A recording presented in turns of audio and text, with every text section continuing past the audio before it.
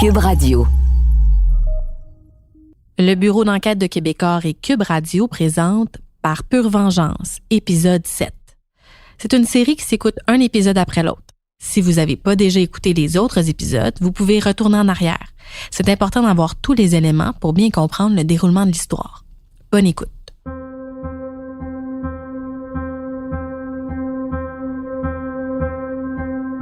Avant de rentrer dans l'enquête élaborée par la Sûreté du Québec pour faire bouger les lignes, comme ils disent, là, avec des micros et de l'écoute électronique, je veux revenir sur un élément qu'on a mentionné à quelques reprises dans le balado. Dans les dernières années, plusieurs personnes ont soutenu Normand Dubé. Certains lui ont même donné du travail lorsqu'il était chez lui en attente de ses appels, de ses verdicts de culpabilité pour avoir saboté les lignes d'Hydro-Québec et d'avoir commandé les incendies chez des fonctionnaires. Maintenant qu'il est en prison, il semble y avoir beaucoup moins d'appui. Ça m'a toujours fasciné à quel point cet homme-là avait de nombreux amis et connaissances qu'il soutenait. Des gens d'affaires, des personnalités publiques, des gens dans le milieu de l'aviation, le public même. Certains l'ont cru innocent jusqu'à la fin. J'avais donc envie d'en parler avec Maître Steve Baribeau, qui a dû monter une preuve de caractère contre lui. Qu'est-ce qui fait que plusieurs personnes l'ont cru innocent jusqu'au bout? Monsieur Dubé a encore des appuis, encore des gens qui le croient innocent. Est-ce que ça vous surprend? Écoutez... Encore aujourd'hui, là. Ce que je peux dire là-dessus, c'est difficile. Quand on connaît une personne, parce que M. Dubé, comme je vous l'ai dit, il avait deux visages. C'est difficile de penser qu'il peut avoir tout fait ça. C'est vraiment difficile de penser ça, d'autant plus que, c'est quelqu'un d'articulé, c'est quelqu'un qui a toujours nié sa culpabilité, c'est quelqu'un qui s'est toujours présenté en victime, en quelque sorte. Mais ce que je peux dire à ces gens-là, ces gens-là n'ont pas été à la cour pour assister à la preuve qu'on a présentée. Et je sais pas s'ils ont lu les jugements, je sais pas s'ils ont pris connaissance de la preuve. C'est difficile de croire en l'innocence d'une personne quand on n'est pas au courant de ce qui a été produit à la cour pour démontrer la culpabilité d'une personne. Et il faut pas oublier, là, M. Dubé a été trouvé coupable par deux juges indépendants, deux juges d'une grande expérience, dans deux dossiers différents et où la toile de fond était essentiellement la même, soit la soif de vengeance qui a conduit au passage à l'acte des infractions dans les deux dossiers.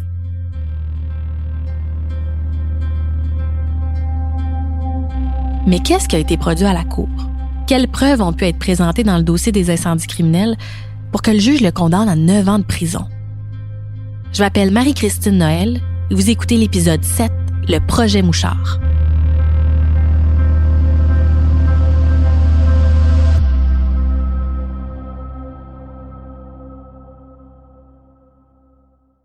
Le dossier de Normand Dubé avait un nom à la Sûreté du Québec, le projet Mouchard.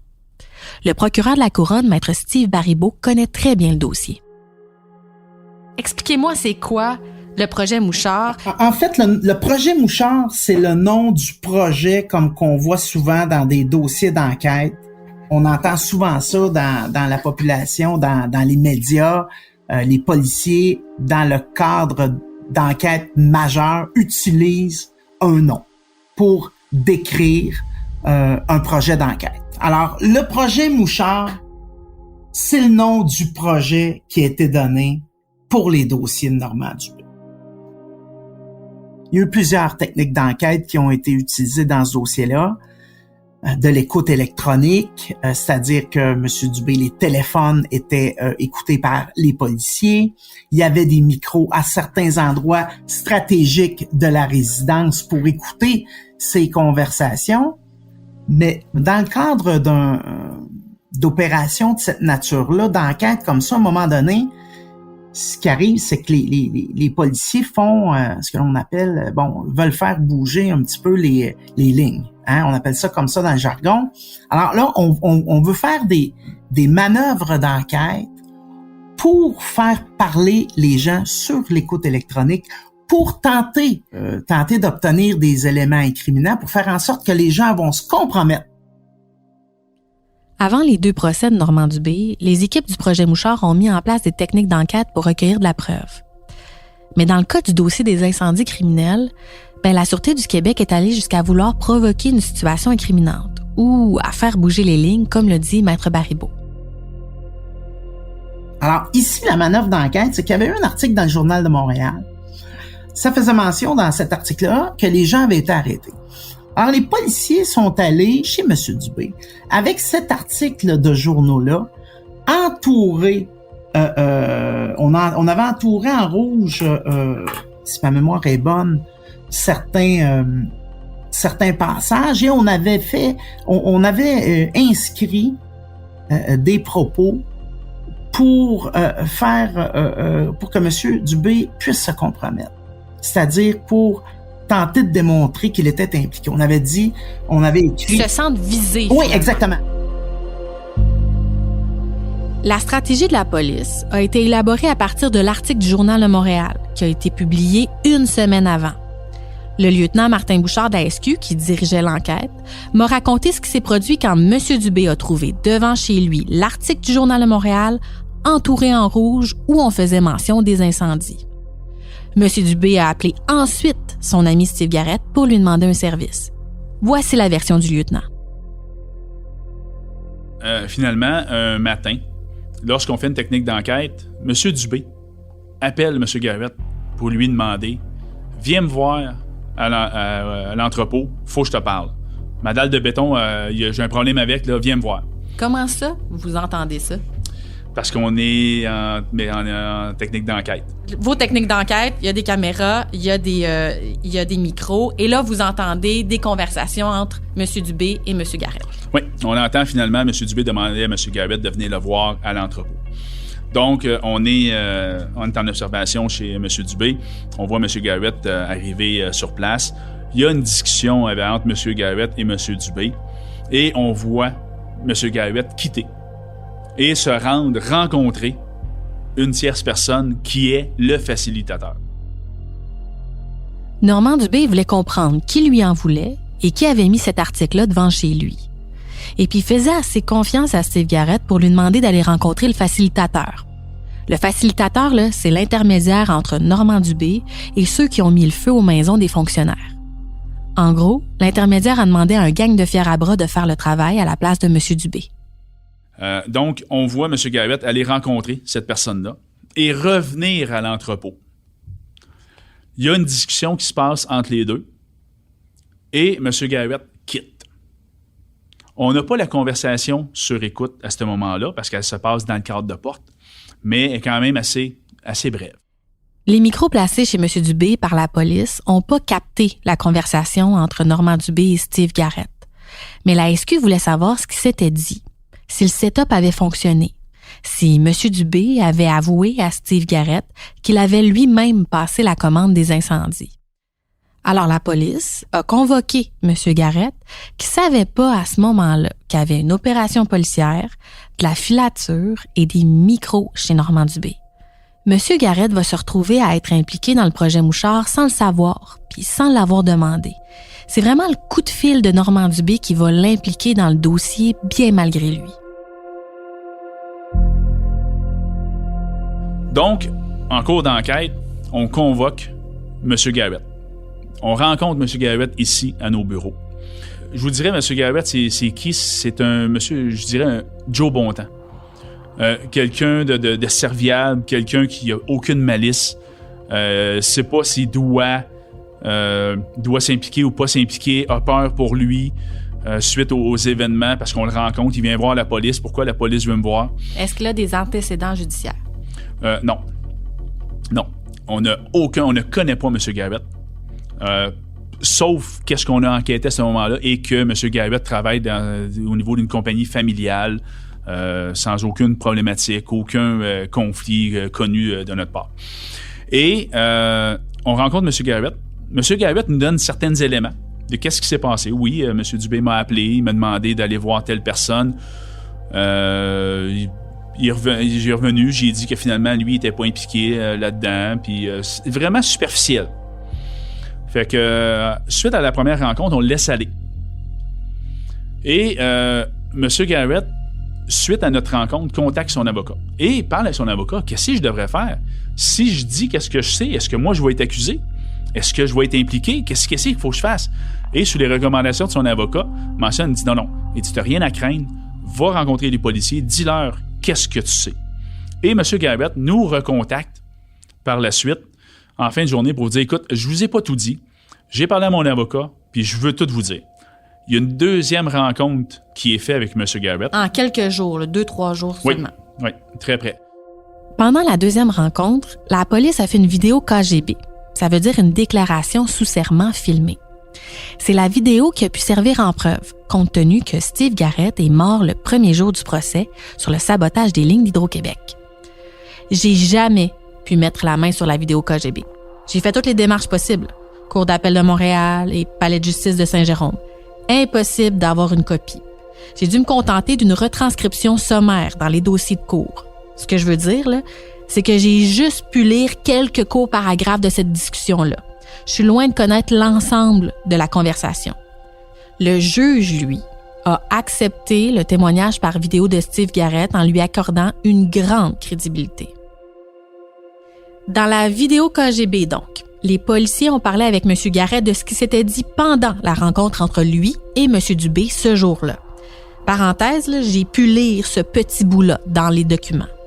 En gros, le lieutenant Bouchard raconte ce que Steve Garrett a dit à ce moment-là. M. Dubé lui demande, va voir le facilitateur, parce que M. Dubé a un article de journal avec les incendiaires qui ont été arrêtés et un certain message des incendiaires envers M. Dubé. Donc, M. Dubé, se demandant qu'est-ce qui arrive, demande à Garrett, va le voir et demande-y si c'est les incendiaires qui m'en veulent ou pas.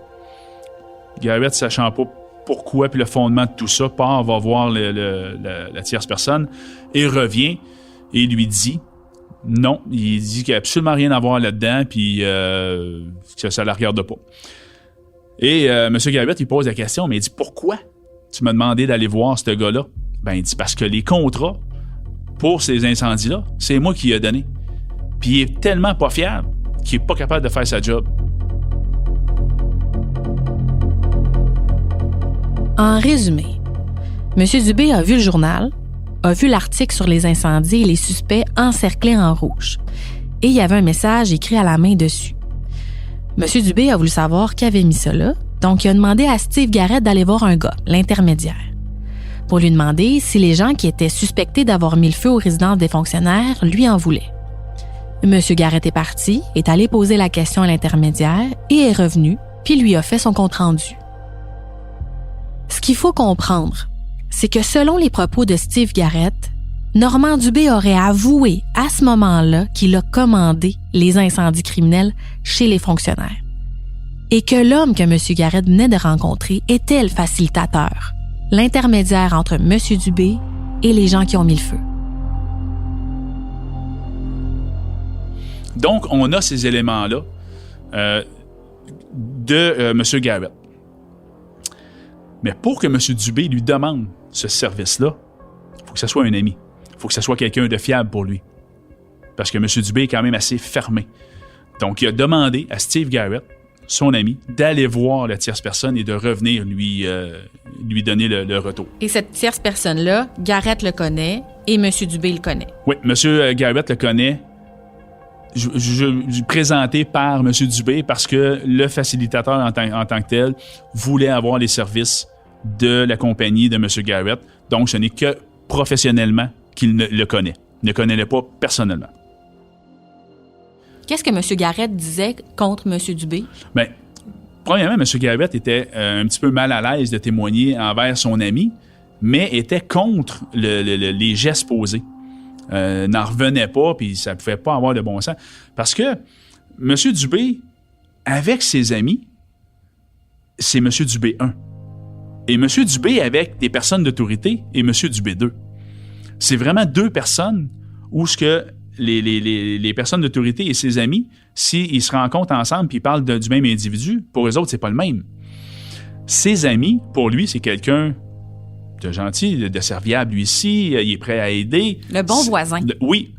Ça, c'est les personnes avec qui a des relations, qui s'entend bien, des personnes qui peuvent lui apporter quelque chose, autant soit du prestige, du travail. De ce côté-là, M. Dubé, c'est un bon citoyen. Mais par contre, tous ceux qui sont en conflit avec M. Dubé, ben, c'est quelqu'un d'harcelant, d'intimidant, de menaçant, d'agressif. C'est vraiment deux personnalités différentes. Je peux pas classifier de quelle façon est M. Dubé parce que c'est pas dans ma champ de compétences, mais je vous dirais qu'on a M. Dubé 1 et M. Dubé 2.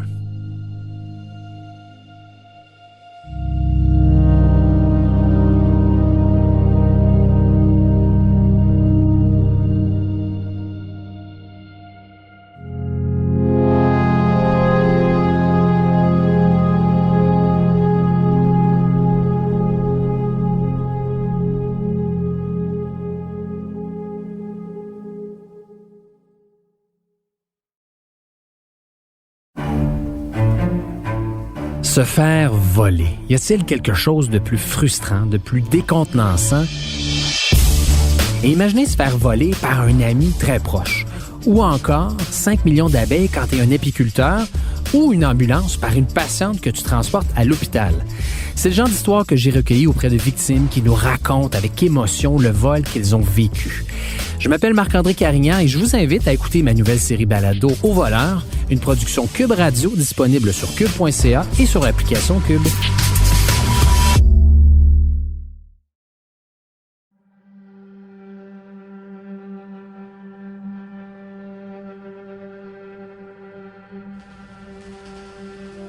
Après sa deuxième rencontre avec la police, Steve Garrett prend un rôle central dans l'enquête sur les incendies criminels. La stratégie de provoquer une situation a fonctionné. Comme je le disais, c'est un coup de fil de M. Dubé qui va impliquer Steve Garrett dans le projet Mouchard. J'essaie de résumer l'impact de tout ça avec Maître Baribeau.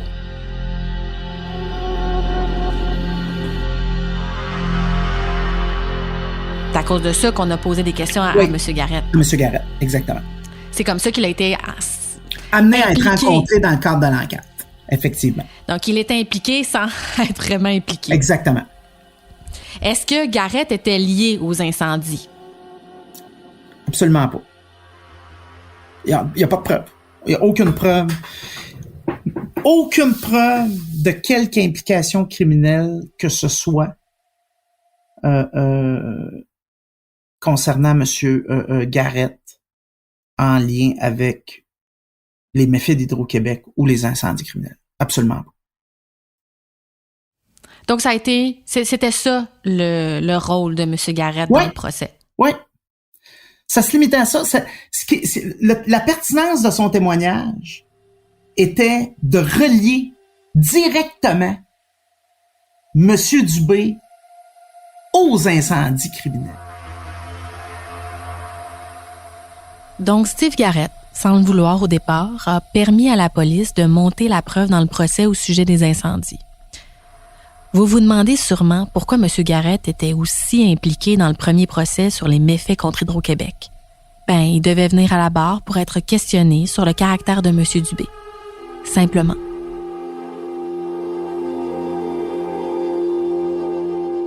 Alors là, on pouvait tout rattacher M. Dubé à l'ensemble de la preuve, à l'ensemble de la forêt et à l'ensemble de la preuve circonstancielle, le mobile, le harcèlement criminel, ses contacts avec les gens, ses démarches pour faire des recherches pour trouver où les gens demeuraient. Alors, c'est comme un peu c'est une preuve circonstancielle, c'est une toile d'araignée, là. Alors, ça faisait partie vraiment là de la toile d'araignée qu'on tissait autour de Normand Dubé pour démontrer son implication dans les incendies criminels.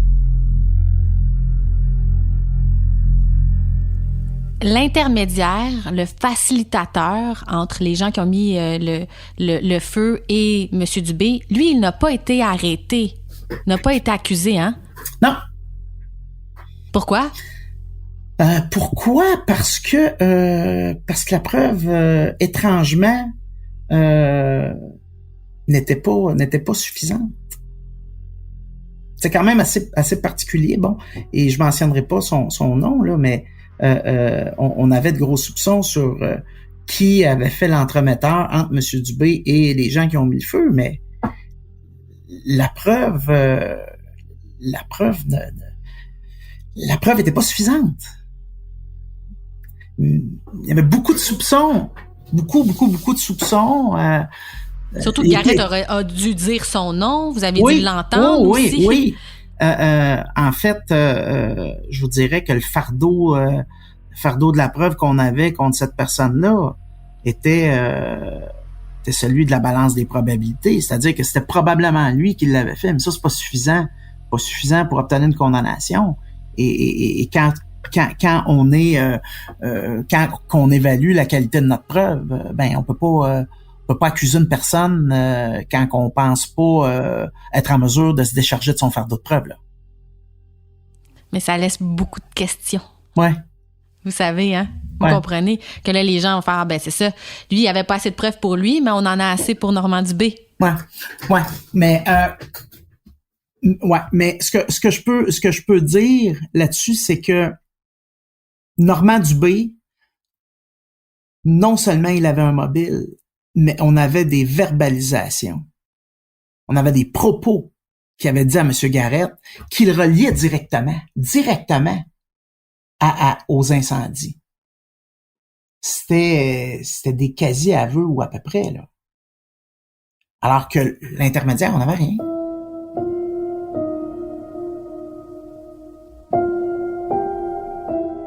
Après avoir été reconnu coupable du sabotage des lignes d'Hydro-Québec, Normand Dubé a été condamné dans le dossier des incendies criminels.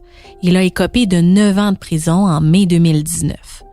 Sur un total de 12 chefs d'accusation, le juge Gilles Garneau a condamné M. Dubé pour 6 chefs, 4 d'incendies criminels et 2 de harcèlement criminel. Normand Dubé clame toujours son innocence, même encore aujourd'hui.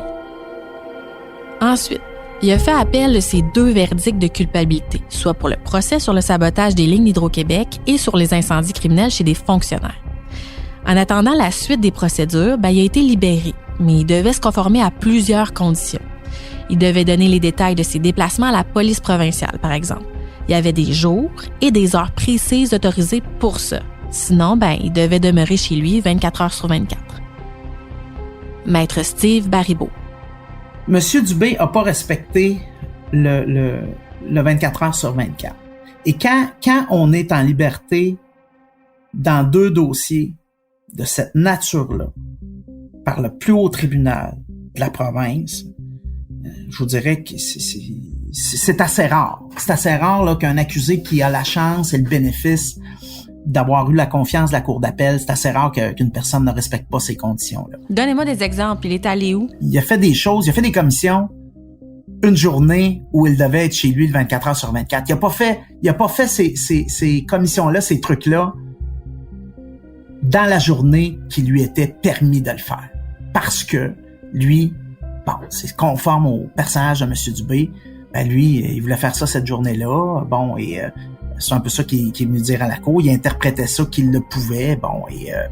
C'est ce qui a conduit à un bris de conditions. Mais racontez-moi comment ça fonctionne. C'est que la police le suivait? Ouais, c'est ça. Les policiers l'avaient en filature. Alors là, c'est un peu fatigant de dire qu'on a respecté des conditions quand la police vous suit pas à pas et vous filme. Bon, alors là, M. Dubé était filmé clairement en bris de conditions. Alors là, les bris étaient clairs, ces bris-là étaient clairs comme le jour. Suite en conséquence de ça, M. Dubé fut réarrêté, il y a eu des nouvelles accusations, et on a demandé à la cour d'appel de révoquer les conditions de remise en liberté qui avaient été imposées à M. Dubé parce qu'il ne les avait pas respectées.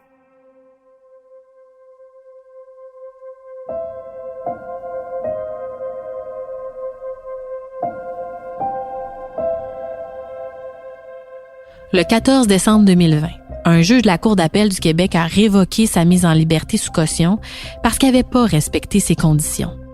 Le juge a exigé que M. Dubé se présente 3 jours plus tard au centre de détention de Saint-Jérôme. Mais il ne s'est jamais présenté. Normand Dubé avait pris la fuite. Il était en cavale. Une autre histoire de fou.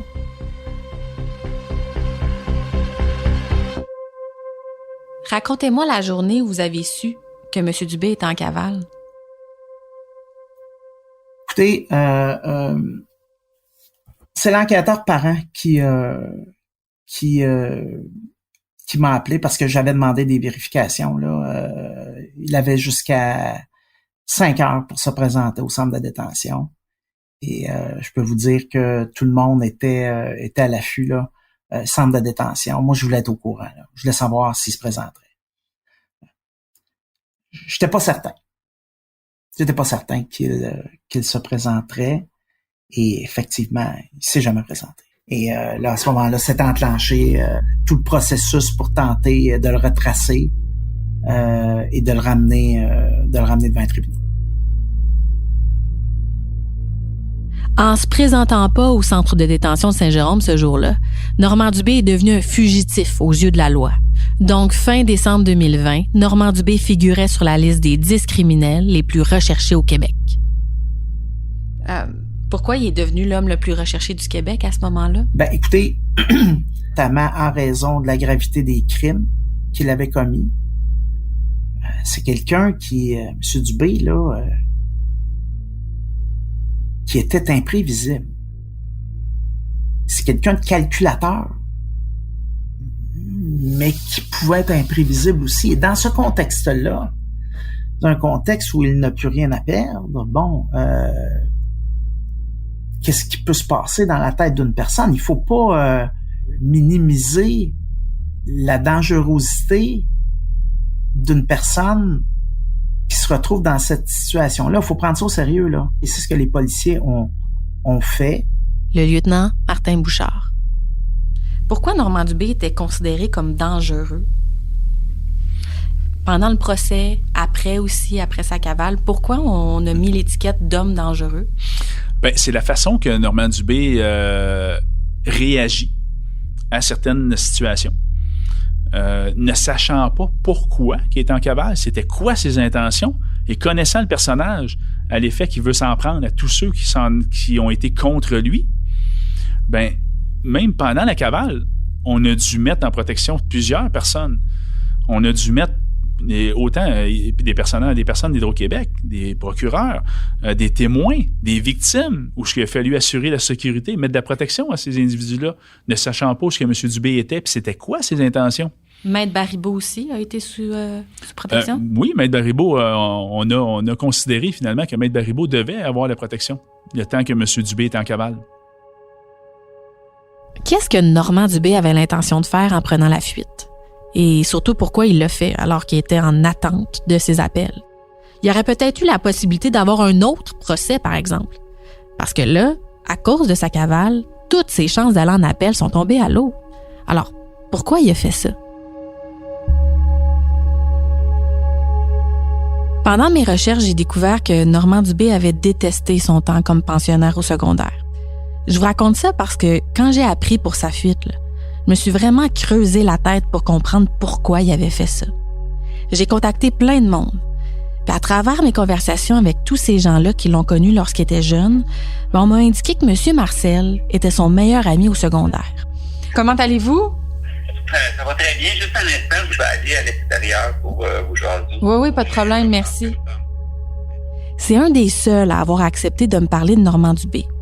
Et ce qui est étonnant, c'est qu'il m'a brossé le portrait de M. Dubé, l'étudiant. Un portrait qui fait écho à ce qui aurait pu provoquer sa cavale. Ben, c'est ça, comme étudiant, Normand, il était peut-être pas le plus avec les grosses notes, tu sais, parce qu'il était pas si motivé comme par l'école. Mais je sais qu'il était en tout cas, moi je le connaissais comme une personne brillante, puis très allumé, là. Puis je me souviens qu'il me racontait qu'il faisait des stock cars chez lui, jeune avec des moteurs de tondeuse à gazon, puis déjà il était très ingénieux, là, je peux dire, je pense que ça, sa motivation Monsieur Marcel me racontait que Normand Dubé faisait pas partie des gens populaires à l'école. Lui non plus d'ailleurs. Il m'expliquait que Monsieur Dubé et lui passaient la semaine au collège comme pensionnaires et puis qu'ils rentraient chacun dans leur famille le vendredi après-midi pour la fin de semaine. C'est ça. Moi, je me souviens que Normand, quand j'ai vu par après, là, il me rappelait que le collège Bourget, pour lui, ça avait été comme une prison. Là, tu sais. Il n'y avait pas un bon souvenir de cette période qu'il avait passé au collège Bourget à Rigaud. Tu sais. Il était comme en prison, en fait. Là, tu sais. Je me souviens. Est-ce que vous pensez que c'est un peu pour ça qu'il a pris la fuite? Ah, sûrement, c'est sûr. Quand il a réalisé qu'il était monté en prison, là, ça devait être pour lui très... il voulait pas ça, là. C'était trop... D'après moi, c'était invivable, là. C'était insoutenable là, de penser qu'il allait se faire mettre en prison. Est-ce que l'idée d'être coincé en prison l'a fait paniquer assez pour prendre la fuite? Il fallait vraiment que je lui demande. Dans le prochain épisode, la ligne directe avec la prison. Puis, comment ça va aujourd'hui, M. Dubé? Moi, ça va pas mieux que ça allait. Non, comment ça? C'est la mort de Manon, puis que je suis ici sans preuve, toutes les affaires circonstancielles, il n'y a rien dehors de tout doute, puis mais la mort de Manon, j'ai fait une liste pour vous, pour toi, Marie, de choses à aller vérifier, qui a eu lieu après le beau grand reportage que tu avais fait. OK. Fait que vous avez fait une liste de quoi? Une liste de gens qui... une liste de tout ce qui s'est passé après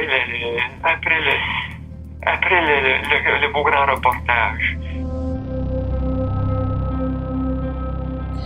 Dites-moi, votre cavale, là, vous êtes parti... Je pensais à ça après qu'on se soit parlé. Vous êtes parti comment, vous?